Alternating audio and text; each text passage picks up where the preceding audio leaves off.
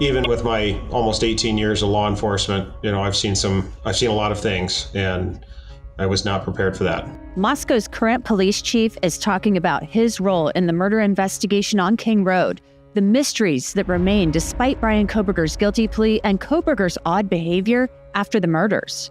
He was seen wearing gloves, doing things like going out to the grocery store. Plus, we're learning new details about the investigation from hundreds of pages of Moscow police reports, including what that DoorDash driver said she saw.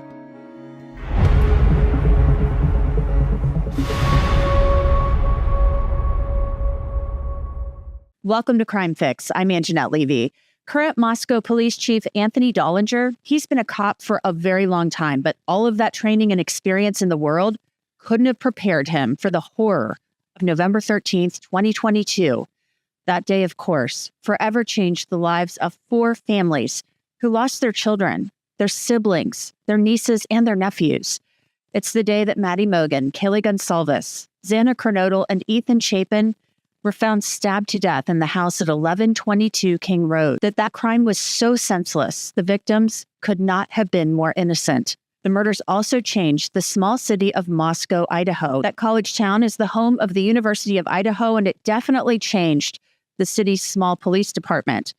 I spoke with Chief Dahlinger about the case, and we're going to get into that in a little bit. But first, I want to go through some of what we're learning from the police reports that the Moscow Police Department released hours after Bryan Kohberger was sentenced to 4 consecutive life sentences for the murders. There are hundreds of pages of records. Kohberger is now just a number at Idaho's maximum security institution. He's inmate 163214. He's admitted to sneaking into the house at 1122 King Road just after 4 a.m. that morning and creeping up to Maddie Mogen's 3rd floor bedroom and stabbing Maddie and Kaylee. Then Kohberger stabbed Xana Kernodle and Ethan Chapin in Xana's bedroom. Ethan was asleep in the bed. Xana fought for her life. An officer described it as an intense struggle.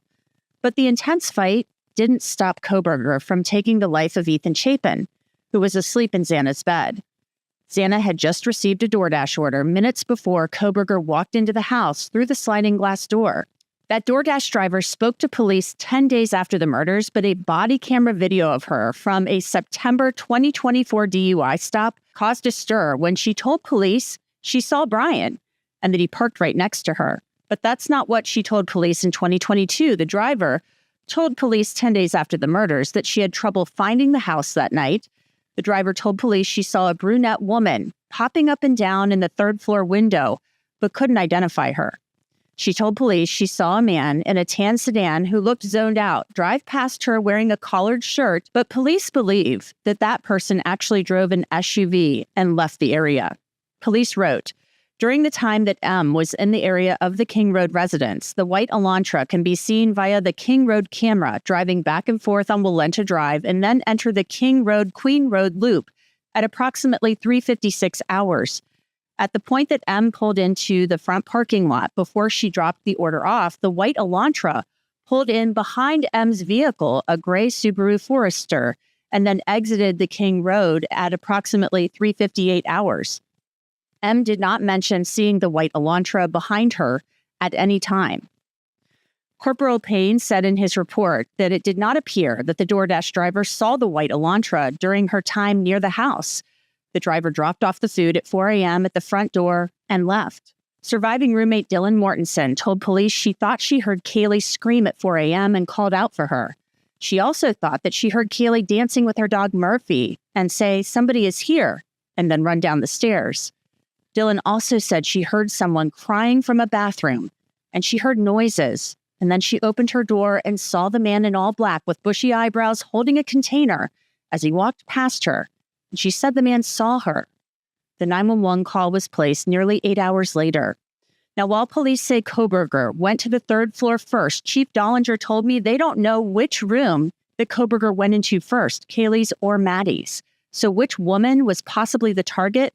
They can't and won't say, since Kohberger used software to wipe his devices and they've found no connection between him and the victims. But Kohberger ended up in Maddie's room where he found 2 women, not just one. Chief Dahlinger said at some point, whether it was in the living room or on the stairs, Kohberger encountered Xana, who likely ran to her room where that tremendous struggle with Kohberger took place. The family of Kaylee Goncalves has been reading through the police reports and posted on Facebook, "We are slowly trying to process what we have been reading. Please understand we are all reading them at the same time as everyone else. Do you think this was a fair way to find out the absolute brutality that Kaylee had endured? This was part of what we had been fighting for years. Tell us what happened to Kaylee. We deserve to know before the rest of the world." The family later posted, "I just want to sleep. It's too painful to be awake. Hashtag Kaylee Jade forever." This is another Law and Crime legal alert. If you received Depo-Provera birth control shots and were later diagnosed with a brain or spinal tumor called meningioma, you may be eligible to take part in a lawsuit. Morgan & Morgan is investigating claims that patients were not properly warned about this risk.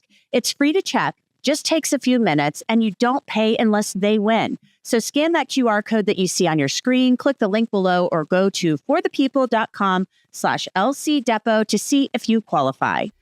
I want to bring in Chief Anthony Dahlinger. He is the head of the Moscow Police Department, but at the time that these homicides happened, he was a captain in the PD.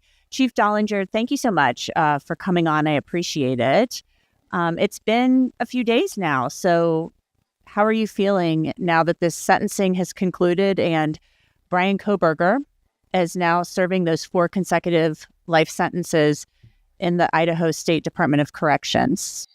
Yeah, honestly, it's still a bit surreal. I don't think it's really hit home with me personally yet that it's over. I mean, this case has been an integral part of our agency in my life, basically daily since 2022.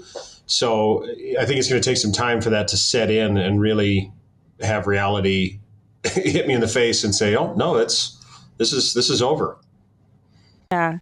Were you surprised when he changed his plea, when you got word that he was interested in pleading guilty? You know, these things, I know these court cases are dynamic. In this one in particular, in the back of my mind, I always thought, well, maybe this is a possibility, and it always was. So I guess I wasn't surprised, but it's just one of those things that I wasn't quite thinking that would occur, but it did. And I was, I wouldn't say I wasn't taken aback by it, but kind of glad to hear it, honestly. During that sentencing hearing and even the plea hearing, you're sitting there and you're watching this unfold. You're watching him, I assume, in some respects, but also, I mean, you're there representing the investigation and in some respects, the victims. I mean, this was a heinous crime. I mean, the public is now getting a look at the details from actual reports, but you have seen the photos. You actually know how horrific this was. So sitting there and looking at him during that sentencing hearing, what was going through your mind? You know, especially during the sentencing, my mind and my heart was with the families. It's absolutely unimaginable what they have gone through and will continue to go through, because this isn't over for them. It never will be. I cannot imagine losing someone, especially a child, and especially in that manner. I can't fathom it. So that's all I could think about. I was a bit joyful that it was coming to a close and that we were able to accomplish the mission and hold accountable the person who did this terrible, terrible crime. But my heart was out with the family members. And certainly if you watch that sentencing, you can understand the high level of emotion, rightly so, and the vast array of emotions that were shared. I felt a lot of that personally. I want to go back now to November of 2022. Where were you when you got the call that there were 4 kids murdered in a house off campus? I was actually at my home. It was a Sunday. I was one of my days off, and I was watching a bit of television on my couch, waiting. I had about an hour, I think, until I was due at a friend of mine's birthday celebration.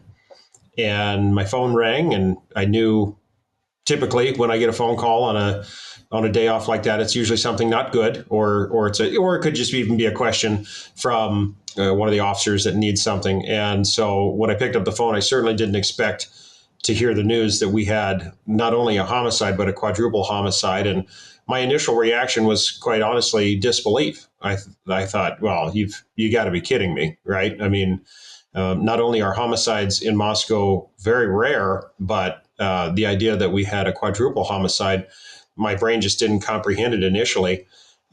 But the folks on the other side of the line said, well, it's a thing. So get your stuff on and get into work. And that's just what I did. And that started off the next 7.5+ weeks of our lives.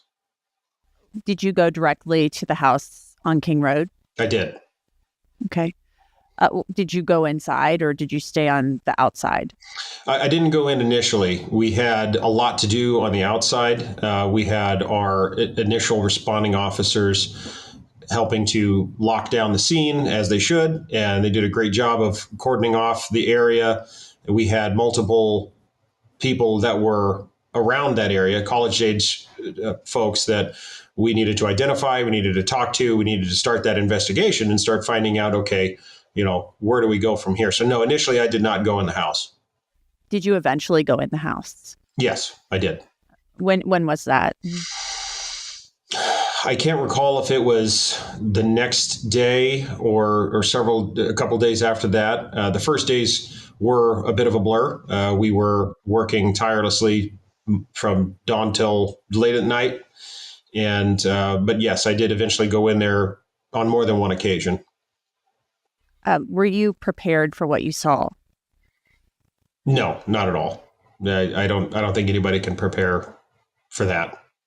Even with my almost 18 years of law enforcement, I've seen a lot of things, and I was not prepared for that. What is described in these police reports is beyond comprehension. So imagine what it was like to see it up close. There was a lot of blood in Maddie and Xana's bedrooms. The 4 college students who'd enjoyed a night out after the big football game the day before were dead. One officer said in his report that Kaylee was unrecognizable because of what had been done to her. Xana Kernodle was found in her second-floor bedroom, laying on her back, wearing a sweatshirt and underwear. She was ready for bed and had more than 50 stab wounds. Many were defensive wounds on her hands and arms. Ethan had been killed in his sleep. He was in Xana's bed and had wounds on his legs. What were your primary duties? At that time, you were a captain, so you're part of the command staff of the police department. So what were your roles and duties in the investigation? Yeah, I was the services division commander. So part of my area of supervision was actually our investigation unit, I should say. And so I was trying my best to help the investigators get all of the resources and personnel that they needed in a timely manner so that we could continue this investigation. And that I think is going to be one of the biggest highlights of this case is the level of collaboration we had with our state, federal, other state agencies across the country. I mean, the level of collaboration on this was absolutely immense, and it was something to behold. I mean, let's talk about that. I mean, because a lot of times, and I'm sorry I interrupted you there, but a lot of times egos can get involved, and agencies, want to come in and Bigfoot something. You had Idaho State Police involved in this. You had the FBI, later Pennsylvania State Police. So talk to me about that, because obviously Moscow, you guys are 25,000 people live there, a little more than 25,000 people. You guys are a small PD. I mean, this is not a big city PD with a big homicide unit. So you needed some help and you knew it. Absolutely. Yeah. And my predecessor, Chief Fry, did a phenomenal job of casting that net of resources wide and quickly after this kicked off. And so, yeah, and back to what your comment about sometimes other agencies get involved, there could be egos. There was absolutely none of that. Absolutely none. Not one day did we see anybody have any kind of any other attitude than we are a team, we are focused on the mission, and we are going to do everything we can to get this mission completed. And it was completely succinct and amazing, honestly, to behold. Mm-hmm. You walk into that house. I don't know exactly where you went. I mean, did you see the knife sheath that day? I don't recall if I saw it that day.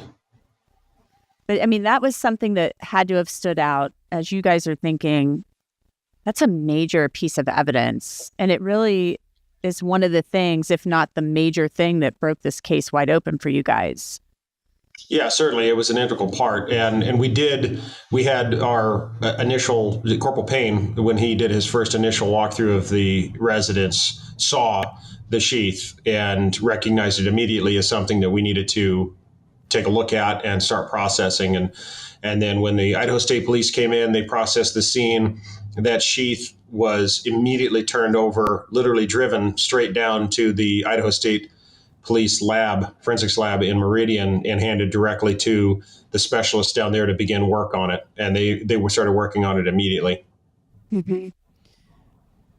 When the results come back and they're like, hey, it's single source male DNA and it's not coming up in CODIS, was the Idaho State Police Crime Lab, was the DNA, head there? Were they the ones that said, maybe we should try genetic genealogy, or how did that come about? I mean, all this stuff was team effort. I know that the Idaho State Police has a contract with Othram, and they were a wonderful partner in helping us with that. And then the decision to, once we had that profile created, pulled from that DNA sample, then the decision was made to involve our partners again in the FBI because of the level of resources that they had. And my understanding is that we would have gotten the same result through Othram as well, and it could have been in the same time frame. But of course, when we were in the middle of an investigation like that, we were trying to get these leads and these ideas and these evidence figured out as quickly as possible. And so that's why it was handed off to the FBI to use their resources. And then we got our result relatively quickly after that. Mm-hmm. When they call you guys on December 19th and they say, you need to look at this guy, this Bryan Kohberger, kind of what goes through your mind? It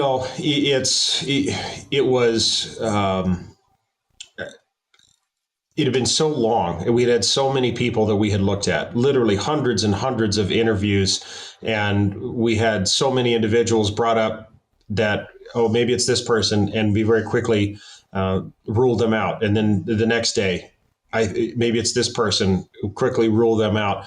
So to get that return, to get that name was just fantastic. I mean, we had something now to really, we were digging our teeth into everything, I should say that, but we really dug into that immediately. And that's when all of the puzzle pieces started coming together. Everything started to click into place, and that picture of who he was and his involvement, and that he was the person we were looking for, became pretty clear pretty quickly. The surviving roommate, one of the surviving roommates, Dylan Mortensen, she had described the guy, the build. I mean, a pretty good description for somebody who is saying how intoxicated she was and she was sleepy, tired, all of this stuff, but talked about the bushy eyebrows. And so, I mean, when you guys pull up the picture and you see this guy, are you thinking to yourselves, whoa? Well, that was certainly one piece that definitely fit in the puzzle, for sure. But, I can't fathom that being in Dylan's shoes and the trauma that occurred that night and that she is dealing with. I mean, we saw that in the sentencing. Sure. She was so courageous and so brave to get up there and say what she needed to say. And my heart goes out to her. So you guys get to work on December 19th and you're like, we got to move into action. You start the investigation part of it. And then, I mean, some of this stuff, when we hear about it in court and read about it in the court documents about going to do the trash pull, he's being surveilled in Pennsylvania, he's running around with gloves on and all of this stuff. I mean, it literally sounds like something out of a television show. I mean, it's unbelievable. So talk to me about how all of that unfolded. Did the FBI and Moscow PD, did you guys just reach out to Pennsylvania State Police and just kind of activate, or how does that all unfold? Yeah, so if memory serves, that was one thing that a lot of people were saying early on that he was being surveilled from the time he left WSU on his travels back to Pennsylvania, and that the 2 traffic stops that occurred were somehow orchestrated and a part of that. And that's just not true. When he made that trip back, we did not have his name, and we did not have him pinpointed as our primary suspect. Because, of course, if that would have been the case, we wouldn't have let him leave the area. But once we started we got his name, we started putting the puzzle together, we realized he was already back in Pennsylvania and immediately called in resources, both FBI and the Pennsylvania State Police, and they jumped into action. They were very happy to help us. They began surveilling him, and you're right, he was seen wearing gloves, doing things like going out to the grocery store with gloves on. He was seen walking around the neighborhood at very, very early morning hours, the pitch black, and some different behaviors for sure. Mm-hmm. I mean, it sounds like he's, from everything we read and hear, that he's practically nocturnal. Do you have any insight into what's up with that? I really don't. Certainly he had a different routine than some or most, but I don't know on that one. Yeah. So he's running around Pennsylvania, around his parents' house. I mean, he's going out to the grocery wearing gloves. Apparently, allegedly, some kind of germaphobe. That's what his defense attorneys had said. Whether or not that's actually true, I don't know.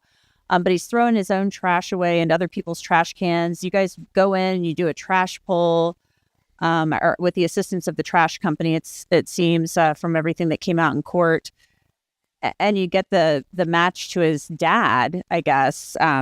There's the Q-tip, and it shows that whoever the killer was, or whoever's DNA was on the sheath, is the son of the Q-tip DNA. Sure. So you guys swoop in and you get ready to take him in.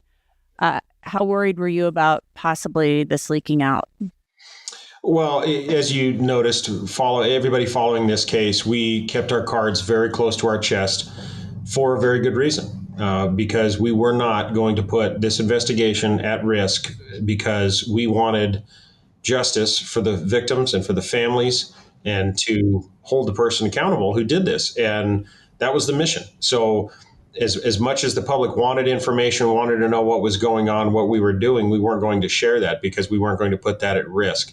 And so, yes, we did a trash pull. We matched the DNA on the Q-tip to his father, which then led to the search warrant and arrest warrant for him in the home. And Pennsylvania State Police did an absolutely phenomenal job in executing that search warrant and arrest warrant, and took him into custody without any issues. And we had both Lieutenant Gilbertson and Corporal Payne had flown out to be a part of that operation and be ready to attempt to interview the suspect when he was in custody. We've read now about that interview.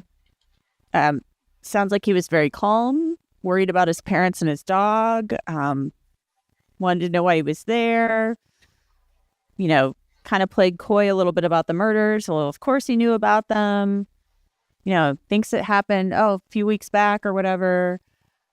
What was kind of the feeling about that interaction with law enforcement? Well, certainly I wasn't there, but in my discussions with Lieutenant Gilbertson and Corporal Payne, they instigated that interview, as we commonly do, is just trying to have a conversation, just trying to get the person talking and see where that kind of leads them. And it sounds like that at several different moments in the conversation, the suspect would stop and say something about, well, let's really talk about why we're here. And I actually, talking to Lieutenant Gilbertson earlier today, he said it was the third time that he brought that up. He was more stern and wanted to know why they were there. And of course, they explained that, well, we're detectives from Idaho, and we had an incident in Moscow, and we that's why we're here. And that's when he invoked his right to counsel and ended the interview.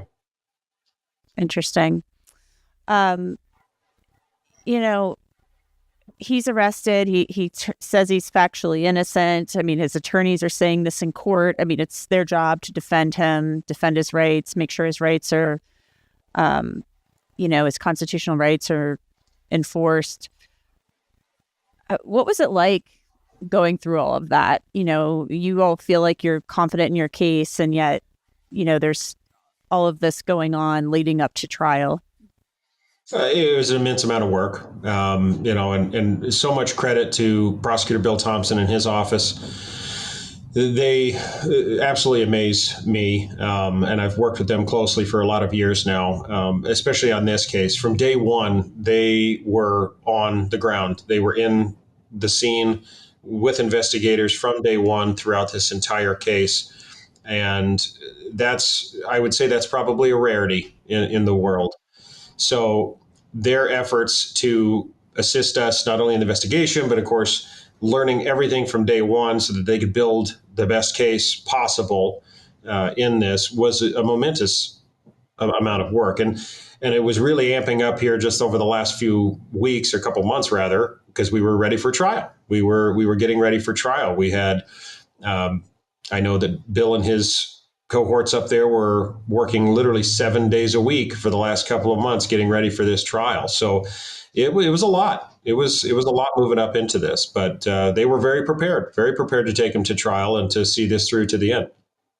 Are you able to give us any insight into, what you found after the investigation? Like, we know that there's been some things out there about he was monitoring the news. You found on his YouTube that he was watching the news about this leading up to his arrest, doing Google searches about all kinds of things, that he had the creepy selfies with the black outfits and stuff like that. I mean, can you give us any insight into what you guys found on his devices?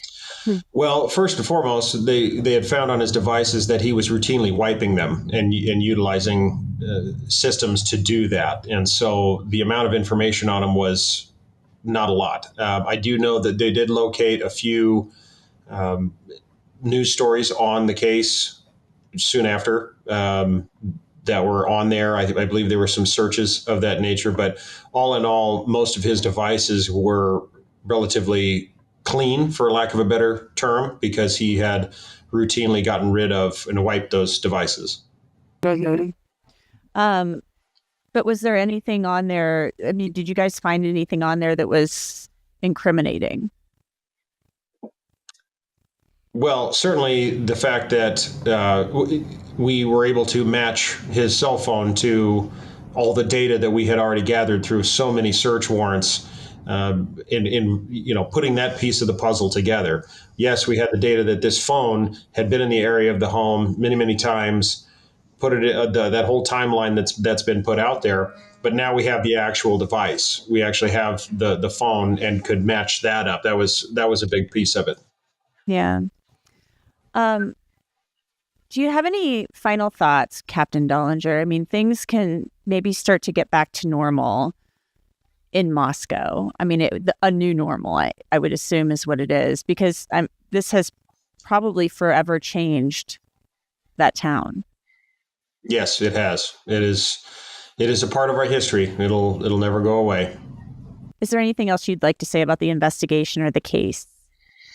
I just like to reiterate how absolutely blown away and proud I was of all of the law enforcement and investigators that were involved in this case. Their efforts truly got us to where we are today. And again, the mission was to bring some justice for the families and for the victims. And that person who did that horrible, horrible thing is now never going to see the free light of day ever again. And that's what's important. I think I'm hoping that that'll help start bring some closure to a lot of folks, especially here in the community, so that we can begin to move on and the healing can begin. But that is just my hope. And I understand completely. My heart still goes out to the families. This will never end for them. I pray for their peace and healing in the years to come. But I'm very happy with the outcome of this and the work that was done. Thank you, Anthony Dahlinger, Chief of the Moscow Police Department. I appreciate your time. Absolutely. And that's it for this episode of Crime Fix. I'm Angenette Levy. Thanks so much for being with me. I'll see you back here next time.